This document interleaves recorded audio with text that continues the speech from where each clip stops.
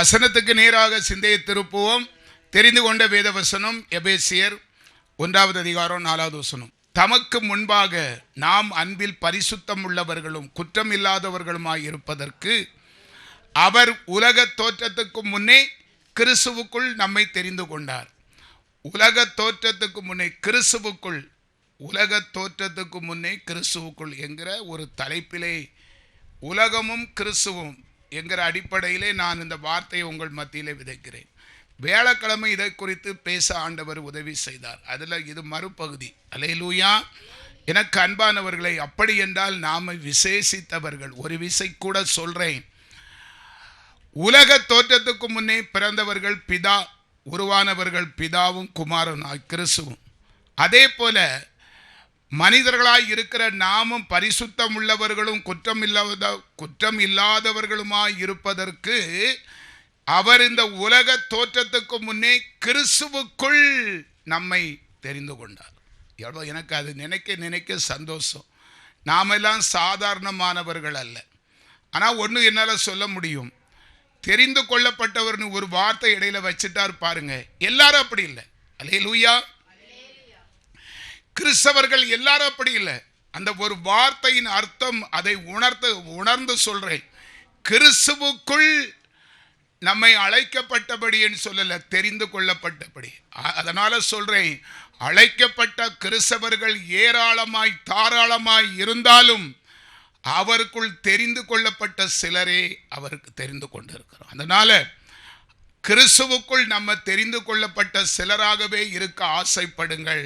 கர்த்தர் நம்மை ஆசீர்வதிப்பார். இனி நம்ம வேதத்திலே வாசித்தால் யோவான் சுவிசேஷம் 18வது அதிகாரம் 36வது வசனம். இயேசு பிரதித்திரமாக, என் ராஜ்யம் இவ்வுலகத்துக்கு உரியதல்ல. கர்த்தருடைய வார்த்தையை கவனிங்க. ஆண்டவர் நமக்கு சொல்லுகிறார், இயேசுவானவர் பிதாவின் அன்பினாலே ஆண்டவர் இந்த இயேசுவை பிதா இந்த உலகத்துக்கு அனுப்பினார். ஆனால் இயேசு சொல்லுகிறார், என் ராஜ்யம் இவ்வுலகத்துக்கு உரியதல்ல. புரியுதா? இயேசு இந்த உலகத்திலே வாழ்ந்தாருங்க. உலகத்திலே வாழ்ந்த இயேசு சொல்லுகிறார், என் ராஜ்யம் இவ்வுலகத்துக்கு உரியதல்ல. அப்ப நாம எப்படி சொல்லணும்? நாமளும் சொல்லணும், நாங்கள் உலகத்திலே வாழ்ந்தாலும் இந்த உலகத்துக்கு உரியவர்கள் அல்ல. எத்தனை பேருக்கு புரியுது? வசனத்தை நீங்க ஆட்கொள்ளுங்க. வசனம் என்ன சொல்லுது? கிறிஸ்துவுக்குள் நம்மை தெரிந்து கொண்ட, உலக தோற்றத்துக்கு முன்னாலே கிறிஸ்துவுக்குள் நம்மை தெரிந்து கொண்ட இயேசு எந்த வழியை சொல்லுகிறாரோ அதுதான் நமக்கும் வழி. இயேசு தெளிவாக சொல்லிவிட்டார். 33 வயசு வரை இந்த உலகத்திலே ஒரு கன்னிமரியாள் வயிற்றிலே பிறந்து ஜோசப்புக்கு பிள்ளையாய் இருந்து ஏழை தச்சன் வீட்டிலே வளர்ந்தாலும் ஆண்டவர் சொல்லுகிற வார்த்தை, என் ராஜ்யம் இவ்வுலகத்துக்குரியதில்லை. நாமளும் அப்படித்தான் சொல்லணுங்க. இயேசு எப்படி இந்த உலகத்திலே வந்தாரோ அதே போல நமக்கு கொஞ்சம் ஆயுசு நாட்களை கூட கொடுத்திருக்கிறார். அதனுடைய விளக்கம் பின்னால வருகிறது, கவனிங்க. யோவான் சுவிசேஷம் 17வது அதிகாரம் 18வது வசனம்.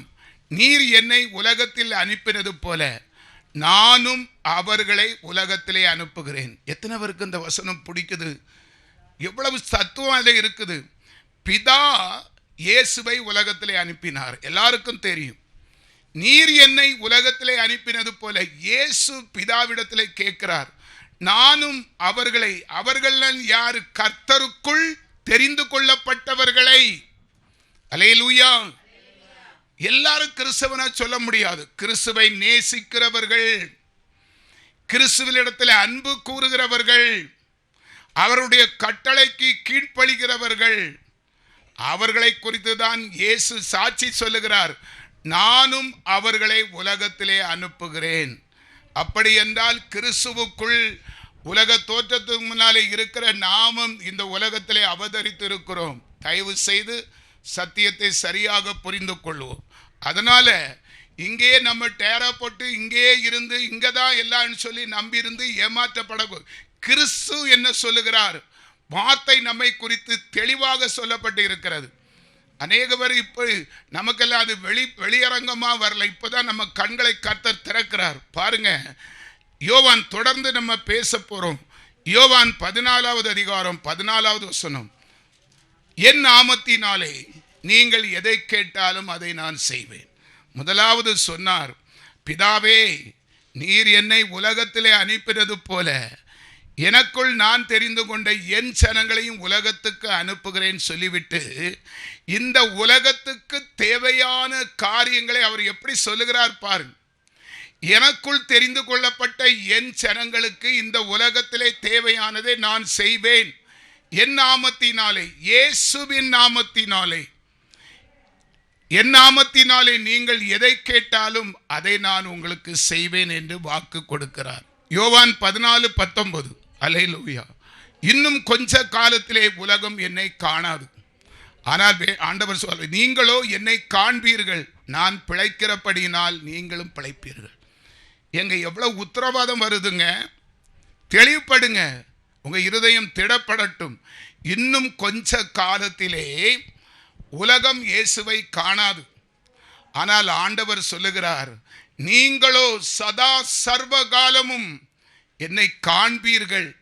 நான் எப்படி பிதாவுக்குள் பிழைத்திருந்து பரலோக ராஜ்யத்திலே இருக்கிறனோ, நீங்களும் அப்படியே இந்த உலகத்திலே பிழைப்பீர்கள் என்று கர்த்தர் உத்தரவாதம் கொடுக்கிறார். எவ்வளவு பெரிய ஆசீர்வாதங்க. நமக்கு உத்தரவாதம் கொடுக்கிறது ஜீவனுள்ள தேவன். அல்லேலூயா.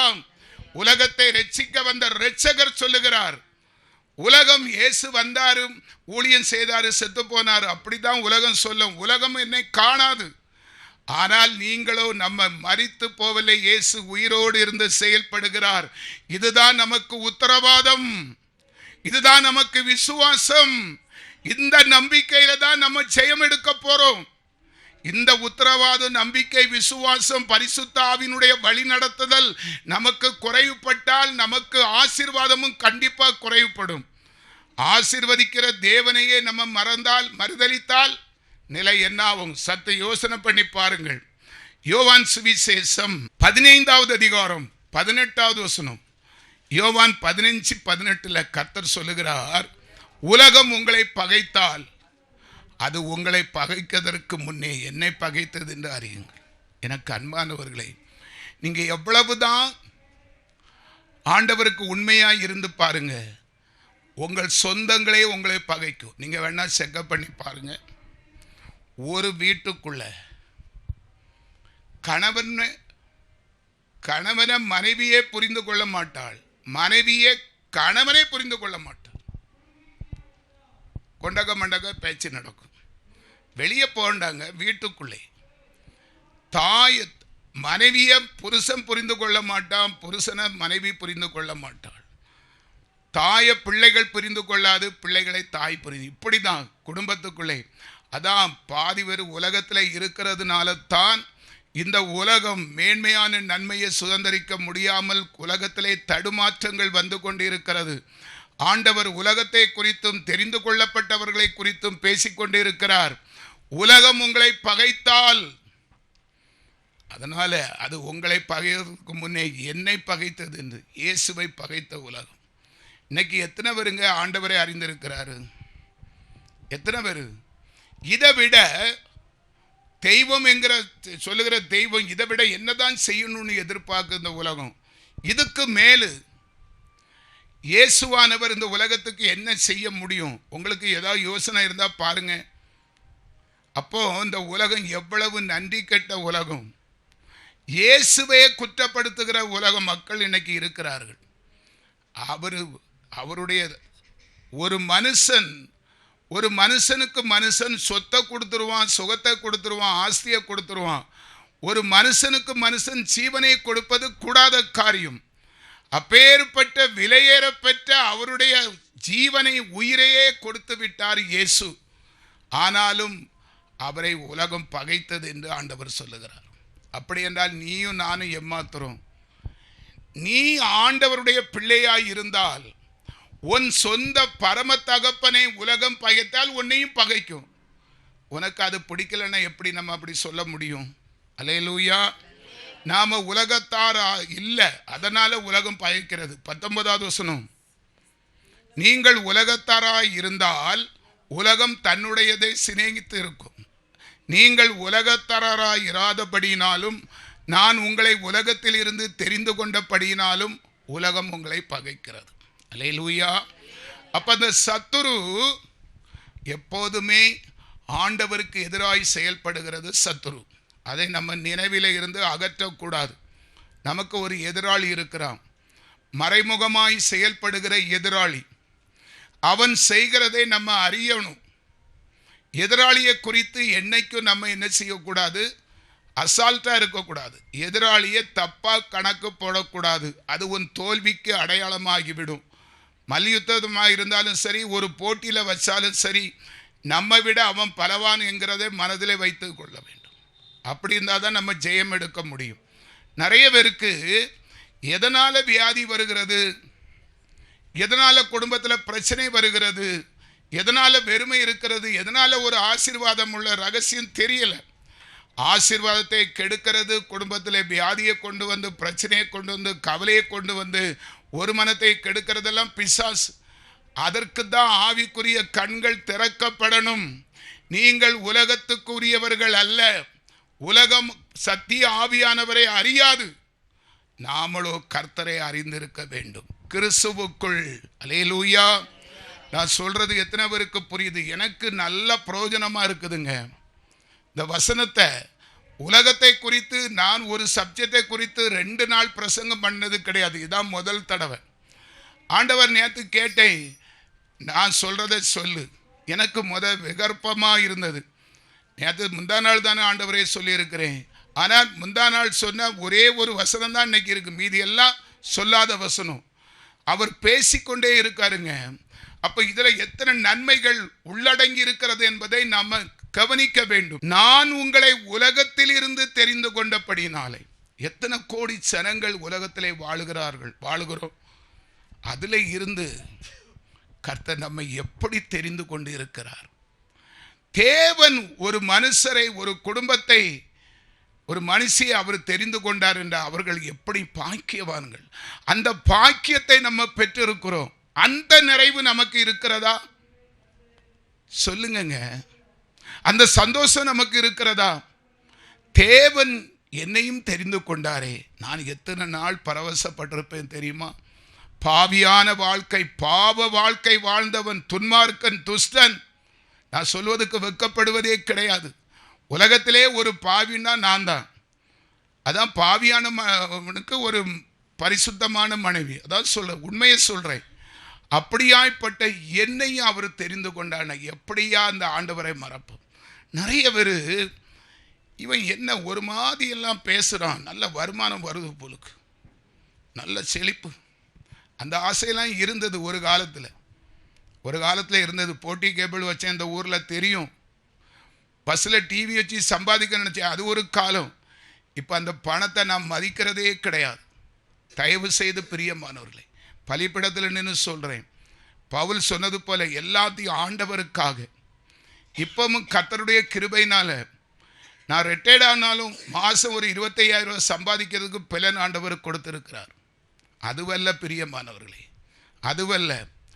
எனக்கு என்னையும் தெரிந்து கொண்ட இரட்சகர், பாவிலே உலகத்திலே பிரதான பாவியான என்னையும் ரட்சித்து எனக்கு அழகான மனைவியை தந்து, பிள்ளைகளை தந்து, வீட்டை தந்து, இரட்சகரை தந்திருக்கிற அவரை எப்படி மறக்க முடியும்? உலகத்துக்கு ஒத்த பேசும், தப்பா நினைக்காதீங்க. நிறைய பேர் இப்போ அப்படிதான் பிரகடனம் படுத்துறாங்க. எங்க குடும்பத்தில் நாராயணன் நல்லா சம்பாதிக்கான், காரை வாங்கிட்டான், அதை வாங்கிட்டான். இப்போ கர்த்தர் கொடுக்கறத தடுக்க முடியாது. ஆனால் அதுக்காண்டி நான் பிரயாசப்பட்டாதான் பாவம். அல்லேலூயா. கர்த்தர் கொடுக்கிற ஆசீர்வாதத்தை யாரும் என்ன செய்ய முடியாது, தடை முடியாது. கர்த்தர் கொடுக்கிறது, அவருக்கு பணி செய்கிற அவர் கொடுக்கிறார். எனக்கு அன்பானவர்களே, இந்த தெரிந்து கொண்டபடியினாலே தேவனுக்கு பிள்ளைகளாய் இருக்கிறோம் என்கிற உணர்வு உங்களுக்குள்ளே, நமக்குள்ளே, எல்லாருக்குள்ளேயும் பரிபூரணமாய் நிறைவாய் ஆவி, ஆத்துமா, சரீரம், இரத்த நாளங்களுக்குள்ளே அது ஊடுருவி பாயுமானால் எப்படி நம்மளையும் தேவனை பிரிக்க முடியும்? யோசிங்க. பிசாசு என்னங்க? பிசாசு அவன் நம்மளை பிரிப்பானா? தேவனை விட்டு பிரிக்க முடியுமா? கொஞ்சம் கற்பனை பண்ணி பாருங்க. பிதாவையும் கிறிஸ்துவையும் தொட முடியுமா பிசாசு?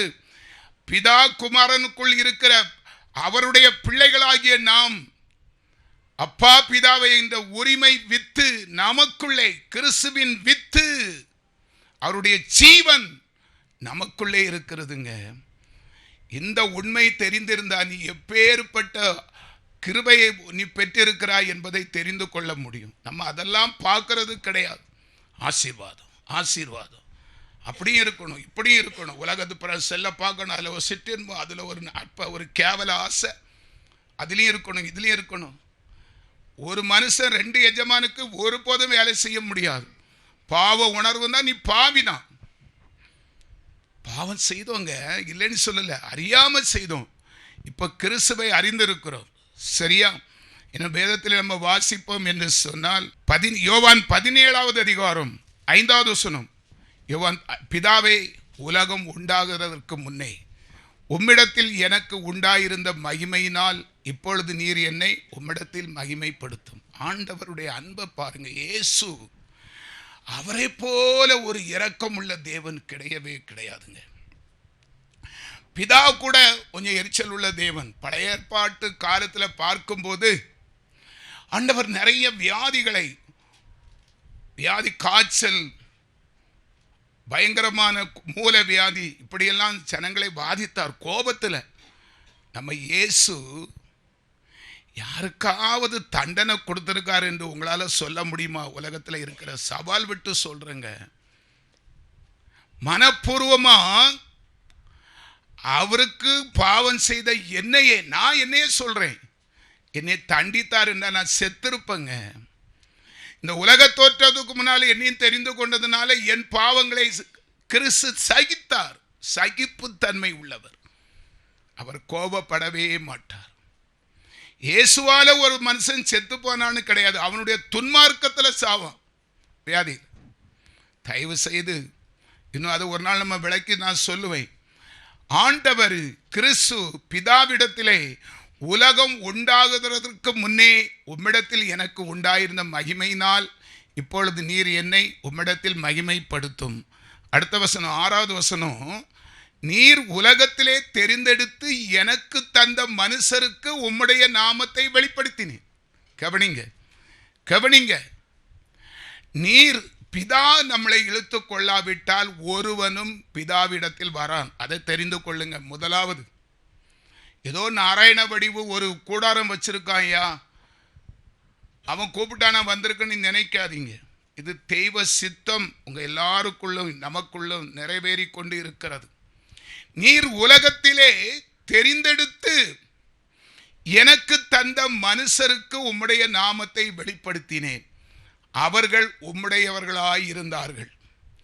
அவர்களை எனக்கு தந்தீர். அவர்கள் உம்முடைய வசனத்தை கை கொண்டு இருக்கிறார்கள். நம்மளை குறித்து கிறிஸ்து பிதாவினிடத்திலே இன்ட்ரோடியூஸ் பண்றார், அறிமுகப்படுத்துகிறார், கெஞ்சி கேட்கிறார். கிறிஸ்து நமக்காக பரிந்து பேசுகிறாருங்க. இதை விட இந்த உலகத்தில் உனக்கு என்ன வேணும்? ஜீவனை தந்தார், ரத்தம் சிந்தினார், பாவத்தை மன்னித்தார், சாபங்களை மறைத்து போட்டார், விடுதலை தந்தார். இப்போதும் நமக்காக பிதாவிடத்திலே அவர் பரிந்து பேசிக்கொண்டு இருக்கிறார். வசனத்தை வாசித்து ஜீவன் பெறுங்க. அந்த 8வது வசனம். நீர் எனக்கு கொடுத்த வார்த்தைகளை நான் அவர்களுக்கு கொடுத்தேன். அவர்கள் அவைகளை ஏற்றுக்கொண்டு நான் உம்மிடத்திலிருந்து புறப்பட்டு வந்தேன் என்று நிச்சயமாய் அறிந்து நீர் என்னை அனுப்பினீர் என்று விசுவாசித்திருக்கிறார்கள். எத்தனை பேர் விசுவாசிக்கிறோம்? பாக்கியவான்கள், பாக்கியவான்கள். இந்தாகிலும் நம்முடைய ஆவிக்குரிய கண்கள் திறக்கப்படட்டும். இயேசு சத்தியமுள்ள ஜீவனுள்ள தேவன் நமக்காக, அற்பமான குப்பையும் தூசியுமான நமக்காக ஒருவர் பரிந்து, தெய்வம் கர்த்தர் பரிந்து பேசுகிறாருங்க. நீர் எனக்கு கொடுத்த வார்த்தைகளை, இன்னைக்கு இந்த முட்டாள் நாராயண வடிவு உங்களோடு பேசவில்லை. நாராயண வடிவுக்குள் இருந்து செயல்படுத்துகிற பரிசுத்த ஆவியானவர் பேசுகிறார். நீர் எனக்கு கொடுத்த வார்த்தைகளை இந்த உபவாச நாள் சனிக்கிழமை காலை வேளையிலே அடிமை மூலமாக கர்த்தர் நமக்கு கொடுக்கிற வார்த்தைகளை அவர்களுக்கு கொடுத்தேன். அவர்கள் அவைகளை ஏற்றுக்கொண்டு நான் உம்மிடத்திலிருந்து புறப்பட்டு வந்தேன் என்று நிச்சயமாய் அறிந்து நீர் என்னை அனுப்பினீர் என்று விசுவாசிக்கிறார். 10வது வசனம், என்னுடையவைகள் யாவும் உம்முடையவைகள். கவனிங்க, ஆண்டவர் கிறிஸ்து பிதாவினிடத்திலே சொல்லுகிற விண்ணப்பம். என்னுடையவைகள் யாவும் உம்முடையவைகள், உம்முடையவைகள் என்னுடையவைகள், அவர்களில் நான் மகிமைப்பட்டு இருக்கிறேன். இயேசு நம்மை குறித்து பலமான ஒரு சாட்சி. பிதாவே, நீர் எனக்கு கொடுத்த ஜனங்கள் மூலமாக நான் மகிமைப்பட்டு இருக்கிறேன். என் ஜனங்கள் என்னை மகிமைப்படுத்தி இருக்கிறார்கள் ஐயா. நீ சொன்னியோ செய்யலையோ, உன்னை குறித்து பரலோக தேவனிடத்திலே கர்த்தர் பேசுகிற வார்த்தை. அப்ப நம்முடைய கிரியைகள் விருதா போகவில்லை. நீ ஒரு ஆத்தும பாரத்தோடு வேண்டுதலோடு ஒரு ஆத்துமா கிட்ட பேசி ஐயா ஐயா வாங்கய்யா ஆண்டவர்கிட்ட போங்கய்யான்னு சொல்றதை தான் மகிமைப்படுத்துறது. என்னுடையவைகள் யாவும் உம்முடையவைகள், உம்முடையவைகள் யாவும் என்னுடையவைகள், அவர்களில் நான் மகிமைப்பட்டு இருக்கிறேன். என்னை குறித்து பிற மக்களிடத்திலே பிள்ளைகள் என்னுடையவர்கள் என்னை மகிமைப்படுத்தி இருக்கிறார்கள், நான் மகிமைப்பட்டு இருக்கிறேன் என்று சந்தோஷத்தோடு பிதாவிடத்திலே குமாரன் சொல்லுகிறார். அந்த பாக்கியம் நமக்குள்ளே இருக்கிறதா? நீ எத்தனை பேருக்கு ஆண்டவரை சொல்லி தேவனை மகிமைப்படுத்தி இருக்கிறாய்? அது உணர்வு இரத்தத்தோடு வரணும், பிறவி குணத்தோடு வரணும். அறியாமல் இருக்கிறதுல பாவம் செய்தங்க. இப்போ நீ எப்படி இயேசுவை மகிமைப்படுத்தி இருக்கிறாய்? சுய புத்தி. நான் எனது, என் வீடு, என் சொத்து, எனக்கு ஆஸ்தி. ஆண்டவருக்கு என்று எதையும் கொடுப்பது கிடையாது. ஆண்டவருக்காக ஒரு ஊழியம் செய்யறது கிடையாது. சுவிசேஷ அறிவிப்பது கிடையாது. எப்படி உன்னை குறித்து பிதாவிடத்தில் இயேசு சாட்சி சொல்ல முடியும்? அவர் உண்மை உள்ளவர், உண்மையை கண்டிப்பா செய்வார். நீ ஆண்டவருக்காக கொஞ்சத்தில் உண்மையாய் இருந்தால் என்னைக்கோ உன்னை மகிமைப்படுத்தி இருப்பார். வேதம் சொல்லுகிறது, யாத்ராகமம் 20:24 நான் பதிக்கல, என் நாமத்தை பிரஸ்தாப பண்ணுகிற ஸ்தானத்தில் வந்து நான் உங்களை ஆசீர்வதிப்பேன். ஐயா, நீ ஆண்டவருக்காக வாய் திறந்து ஒரு அறிக்கை செய்தாலே உன்னை கனப்படுத்துவாராம் இயேசு. அல்லேலூயா. 19வது வசனம், யோவான் 17:19, அவர்களும் சத்தியத்தினாலே பரிசுத்தமாக்கப்பட்டவர்களாகும்படி அவர்களுக்காக என்னைத்தானே பரிசுத்தமாக்குகிறேன். நீ நம்மெல்லாம் பரிசுத்தமே கிடையாது. அவர் நமக்காக அவரைத்தானே தன்னைத்தானே பரிசுத்தமாக்குகிறாராம். அவருக்குள் இருக்கிறதுனால, அதாவது நாம் பூவோடு சேர்ந்த நாரும் மணக்கும்னு சொல்லுவாங்க. பூவை கட்டுறோம், அந்த நார் அந்த பூவை சுற்றி இருக்கிறதுனால நாரு மணக்கும். அதே போல கிறிஸ்துவுக்குள் ஆண்டவருக்குள் நம்ம இருக்கிறதுனால அவர்களுக்காக என்னைத்தானே பரிசுத்த, நமக்கு அந்த பரிசுத்த இரத்தம் கம்னிங் எடுக்கிறோம்ல, சும்மா இல்லை. அவருடைய சரீரத்தையும் மாம்சத்தையும் மாசம் கம்னிங் எடுக்கிறோமே நிறைய பேருக்கு. அதில் ஒரு அசால்ட், முங்கி ஒரு ஞானஸ்தானம் எடுப்பணும் சொல்லியாச்சு. எங்க பாசரே சொல்லிட்டார், ஒரே ஞானஸ்தானம் தான். அவர்களுக்காக என்னைத்தானே நமக்காக அவருடைய இரத்தம் நமக்குள்ள போக்குவரத்துமா இருக்கணுங்க. சொல்றது எத்தனை பேருக்கு புரியுதுன்னு தெரியல. யோவான் 17:20, நான் இவர்களுக்காக வேண்டிக் கொள்ளுறது அல்லாமல் இவர்களுடைய வார்த்தையினால் என்னை விசுவாசிக்கிறவர்களுக்காகவும் வேண்டிக் கொள்கிறேன். பாருங்க, நீங்க சகோதரிமார், நான் சொல்லுவேன் இல்லையா, அன்பு சகோதரிமார்கள் நிறைய பேர் தெரிஞ்சவங்ககிட்டலாம் சொல்லுவாங்க, ஏன் இப்படி கஷ்டப்படுறா, வாயா அந்த ஊழியத்துக்கு வாங்க. வீட்டில் சொல்லுவாங்க, வாங்கல சும்மா தானே இருக்கிறீங்க. அந்த கூட்டத்து அதுதாங்க, நீ உன் கணவருக்கு சொன்னாலே சுவிசேஷம் தாங்க. அவர் சொல்றாரு, நான் இவர்களுக்காக வேண்டிக் கொள்கிறதும் அல்லாமல் இவர்களுடைய வார்த்தையினால் என்னை விசுவாசிக்க. உன்னை ஒரு அற்பமாக எண்ணாமல், சரி இந்த கடைக்கு போனேன், அந்த கடைக்காரங்க சொன்னாங்க நீ ரொம்ப கஷ்டப்படுறாலாமா, அந்த ஆண்டவரை தேடிப்பார். அந்த வார்த்தை ஆண்டவர் அங்கீகரிக்கிறாருங்க. உன் வார்த்தைக்கு வேல்யூவேஷனை உயர்த்துகிறார், உன்னை கனப்படுத்துகிறார். இவர்களுடைய வார்த்தையினால் என்னை விசுவாசிக்கிறவர்களுக்காகவும் வேண்டிக் கொள்கிறேன். சந்தோஷப்படுவாங்க. அன்னைக்கு அந்த சகோதரி கிட்ட நான் போனேன், ஒரு வார்த்தை சொன்னாங்க, நான் அந்த இயேசுவை தேடினேன், இன்னைக்கு பிழைச்சிருக்கிறேன், உனக்கு ஒரு ஆசீர்வாதம் பெருகுங்க. எதுவுமே ஆண்டவர் நம்மளை நஷ்டப்பட விட மாட்டார். உன் வாயிலிருந்து இயேசு நாமம் சொல்ல ஆரம்பித்தாலே நீ ஆசீர்வதிக்கப்பட்டு கொண்டு இருக்கிறாய். எதுவுமே அவர் இலவசமாக அவர் வாங்க மாட்டார். அதற்குள்ள பலன் நமக்கு தருவார். அவனுடைய கிரியையின்படி அவனுக்கு நான் செய்கிற பிரதிபலன் அது என்னோடு கூட வருகிறது. வார்த்தை உறுதிப்படுத்துகிறது. பிரியமானவர்களே, நமக்கு மாத்திரமல்ல, அந்த சத்திய ஆவியை கேட்கிற மனுஷருக்குள்ளும் அவர் அற்புதம் செய்ய கிருபை உள்ளவராய் இருக்கிறார். 21வது வசனம், அவர்கள் எல்லோரும் ஒன்றாய் இருக்கவும். கவனிங்க, பிதாவே, நீர் என்னை அனுப்பினதை உலகம் விசுவாசிக்கிறதுக்காக நீர் என்னிலையும் நான் உம்மிலையும் இருக்கிறது போல அவர்கள் எல்லோரும் நம்மில் ஒன்றாய் இருக்கவும். இது ஒரு சங்கிலி தொடர். நான் பாவியாய் இருந்தேன், பாவம் செய்தேன், கர்த்தருடைய கிருபையினால் ரட்சிக்கப்பட்டேன். என்னுடைய ரட்சிப்பை குறித்து சாட்சி சொல்லுகிறேன். சாட்சி சொல்லுகிறதை கேட்டு பெலப்படுகிறவர்கள் பெருகுகிறார்கள். பரலோகம் சந்தோஷப்படுகிறது. அப்படியானால் அவர் அப்படி செய்கிறவர்களுக்கு பலன் எவ்வளவு கொண்டு வருவார்? கர்த்தர் கொடுக்கிற ஆசீர்வாதமே ஐஸ்வர்யத்தை கொண்டு வரும். நான் ஒருவேளை திறமை இருக்குது, மெட்ராஸ் வண்டி ஓட்டி தைரியம் இருக்குது, இப்போ மாதம் 50,000 ரூபாய் சம்பாதிக்கலாம் இப்போ உள்ள கேட்டகரிக்கு. நான் உலகத்தை நம்பியிருந்த அந்த ஆசீர்வாதம் ஐஸ்வர்யத்தை எனக்கு கொடுத்திருக்காது. கர்த்தரை சொல்லுகிறேன், என் தொண்டை தண்ணியெல்லாம் ஒன்றும் வலிக்கலைங்க, சுகமாயிருக்கிறது. இதுதான் ஆவிக்குரிய ஜீவிதத்திலும் மாமிச கிரியையிலும். நான் மாமிசத்தில் நின்று இருந்தால் இன்னைக்கு சோர்ந்திருப்பேன். காலையிலே 4 இட்லியை உள்ள தள்ளக்கூடியவை பலப்படுத்தி இருக்கிறார். கிருபைங்க, அதான் நமக்கு அத்தாரிட்டி. அன்பானவர்களே, எல்லாருக்கும் அந்த பலனை நீங்க கிடைக்கும்படி வசனத்தை கவனிங்க. அவர்கள் எல்லாரும், கேட்கிறவர்களும் சொல்லுகிறவர்களும் அதை விரும்புகிறவர்களும் எல்லாரும் பெற்றுக்கொள்ளும்படி அவர்கள் எல்லோரும் ஒன்றாயிருக்கவும். பிதாவே, நீர் என்னை அனுப்பினதை உலகம் விசுவாசிக்கிறதற்காக நீர் என்னிலையும் நான் உம்மிலையும் இருக்கிறது போல அவர்கள் எல்லோரிலும் நம்மில் ஒன்றாயிருக்க வேண்டும்.